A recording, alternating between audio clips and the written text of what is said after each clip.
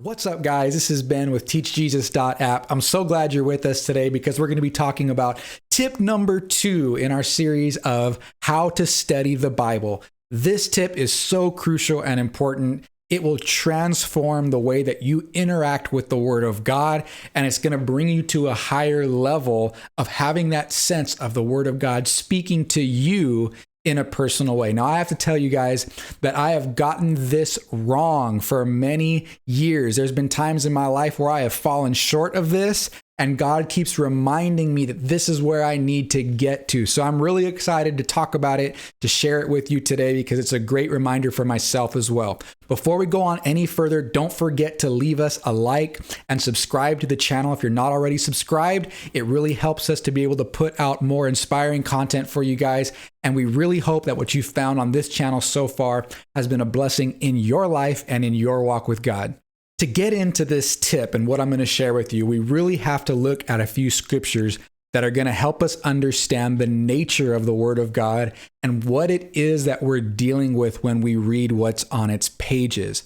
The Bible says in Hebrews chapter 4 and verse 12 that the Word of God is alive and powerful and sharper than any two-edged sword, and that it pierces even to the dividing asunder of soul and spirit, and of the joints and marrow, and is a discerner of the thoughts and intents of the heart.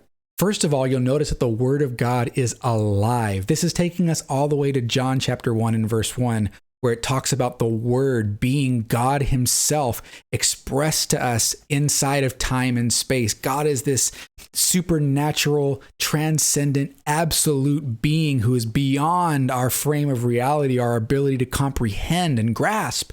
But He communicates Himself and makes Himself known to us, even within the confines of our limited human understanding. He communicates Himself by His own supernatural power, which is His Word. It then says in John 1:14 that the Word became flesh, a living being, Jesus Christ Himself. So this communication of God, which is also expressed to us in our Bible, these words and letters and concepts that are communicating to us the nature of who He is. It's not just words and letters on a page, although it is that, but it's also a living being. The two are inseparable. They are intricately tied together. So when you are handling the Word of God and reading it, there is a living interaction that you are having, because God's Word is a living expression of who He is. But what else is this amazing verse communicating to us? Well, really, there is a reference here to what took place under the Old Testament law of Moses by the priests who were performing services for the children of Israel. What they would do is, as the children of Israel would bring to them a sacrifice to offer up as a burnt offering before the Lord, the priest would possess a very sharp, keen blade that was used to dissect that sacrifice and separate all the parts so that it could be treated in accordance with the commandments that were contained in the law of Moses. That blade that the high priest had, it would cut and penetrate to the very core of that sacrifice, and there was no part of that sacrifice that was left untouched. The blade would reach down to the deepest part of it. So this is communicating something to us, that there is an operation that takes place, not to kill us, not to harm us, although we do need to die, but it's not talking about physically harming us. It's talking about doing an operation on the inner man, the part of our nature that needs to be transformed and changed to be like God. We're supposed to have this very personal and intimate relationship with the Word of God that can penetrate us like the blade of that priest as he was working on the sacrifice to present it before the Lord. The Word of God is supposed to be able to reach the deepest places of our heart, like it says here, even to the dividing asunder of soul and spirit, those inner parts of us that nobody else can see. The Word of God is supposed to be able to reach there and speak to us on a level that nothing else in this world can touch. It also says of the joints and the marrow, which is talking about the joints being the bones, the innermost part of your being. And then another level beyond that, which is the marrow, which is inside of those bones. The Word of God is supposed to touch us this deeply. This is actually an amazing promise in a world where everything is so superficial, and many times we feel lonely, we feel broken, we feel disconnected. But the Bible is telling you that you have access to something which is not just words, black and white words on a page, but it is a living word. And the relationship that God intended for each and every one of us to have with this living word is supposed to be one that goes deep to the very innermost part of our being, so that our God knows us in the most intimate way possible, and we have a relationship with him that goes beyond all the other relationships that we have with our friends, our family, or people in the world around us. Now, there is a challenge with this, because I myself have been guilty and still find myself guilty of sometimes wanting to keep my God and his word at arm's length. And it's many times due to a lack of faith or unbelief or trust on our part that we don't really want to surrender and allow God access to some of those deep places in our heart. Maybe we don't trust what God's going to do with our life, or there's just things that we're holding on to that we're not ready to let go of. But this is where we have to come before the Lord and be humble and honest and be able to present ourselves like the Bible says in Romans chapter 12. This is the goal for us, that we present our bodies as living sacrifices. This is the same analogy that's used here in Hebrews 4 and 12, talking about presenting ourselves and letting the word of God penetrate us like a sacrifice, letting that high priest, our high priest who is the Lord himself, letting him do that operation on us, letting his blade cut to our hearts, not because he wants to destroy us, but because he wants to bring healing to our lives. He wants to separate some things that need to be separated so that we can grow together now to be like him. So there's really growth that is the end result of this. But first, it requires us deciding that we're not just going to let his word stay at arm's length, but we're going to open ourselves up like a living sacrifice and allow the word of God to penetrate to our hearts. And if it challenges us, let it challenge us. If it goes against something that we think, let it challenge what we think. Let it bring down every stronghold and everything that tries to rise itself up against the knowledge of who God is. Let the word of God come into our hearts and breathe life into our being. You see, Christianity is not for those that already think that they have their lives together and they're already righteous and they don't really need much to get them where they need to be. Christianity is truly for those that recognize that we are sinners and we need a complete transformation. We need God to do an operation on our life. This is what Jesus meant when he said in the book of Matthew, "Blessed are the poor in spirit, for the kingdom of heaven belongs to them." Poor in spirit means we recognize, God, I need help. I need your word to penetrate.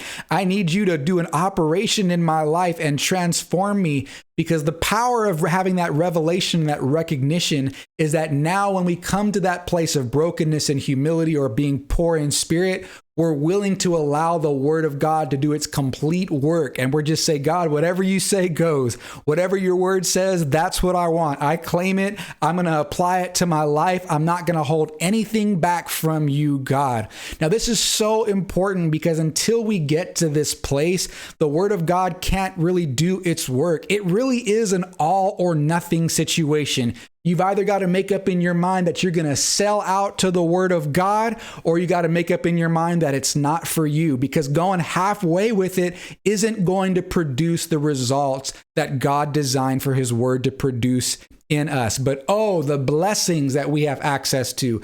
Oh, the riches and glory of having our nature transformed to be like Jesus. When we get to that place of brokenness and humility where we are willing to allow the word of God to penetrate and be that sharp two-edged sword that it's supposed to be, and be alive and to communicate God's thoughts, God's principles, God's ways, download it into our brain and into our heart so that we can obey it, that's when the true blessings of God really begin to come to life and we see them appear in our daily walk with him. Deuteronomy chapter 8, verse 3 has another helpful hint for us. It says, "And he humbled thee." This is speaking to the children of Israel who went through the wilderness, who were called by God to be God's people and delivered from slavery. Many analogies that represent us coming out of our sinful nature and the bondage that comes with being enslaved to our own selfish desires. God is speaking through Moses to the children of Israel, and he's saying, God humbled you and suffered you, allowed you to know hunger, and he fed you with this crazy bread from heaven called manna that you had never known before and your fathers didn't know, so that God could make you to know that man does not live just by bread alone, but rather man lives by every word that proceeds out of the mouth of God.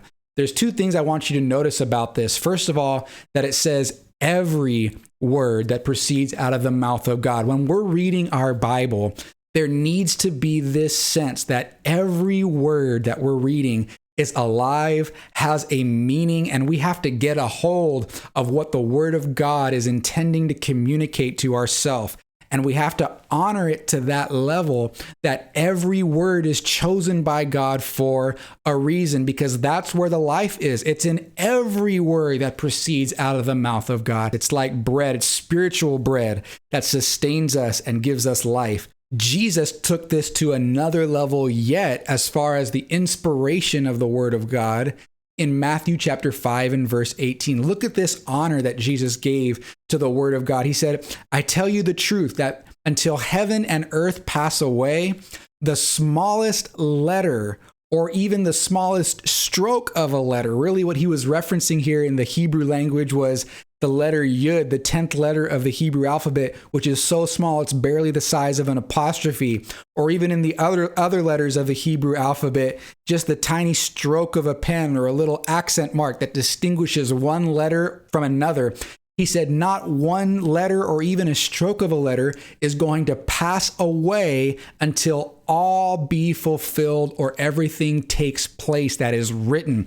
Now, how was Jesus able to say that? One, because he was the living Word of God personified, and he knew that he was going to fulfill himself every letter that was written in God's Word. So when you read in the Old Testament, and this really gets into tip number 1, if you haven't watched our tip number 1 video about how everything in the Bible is talking about Jesus in some way, shape, or form, the message of who he is everywhere. This is really what it's saying. When you're reading in the Old Testament about animal sacrifices, this is talking about how Jesus would become our offering to cleanse us from our sins. Or when you're reading in your Bible about Moses leading the children of Israel out of Egypt, Moses is a type of Christ, how he leads us out of our bondage and of our sin.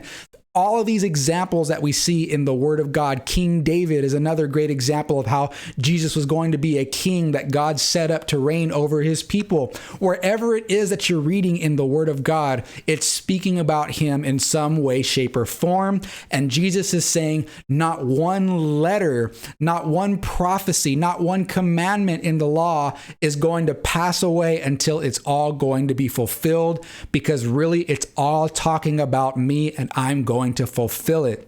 But the detail here in that not just every word has a meaning, but every letter has a meaning, and every stroke of a letter, it has its intended purpose. That's how carefully every word in the Bible was chosen divinely and inspired by God. And Jesus said, all of this is going to come to pass through me as the fulfillment of the Word of God. One final passage of scripture that's important to understand for this concept is found in 2 Peter chapter 1, verses 19 through 21.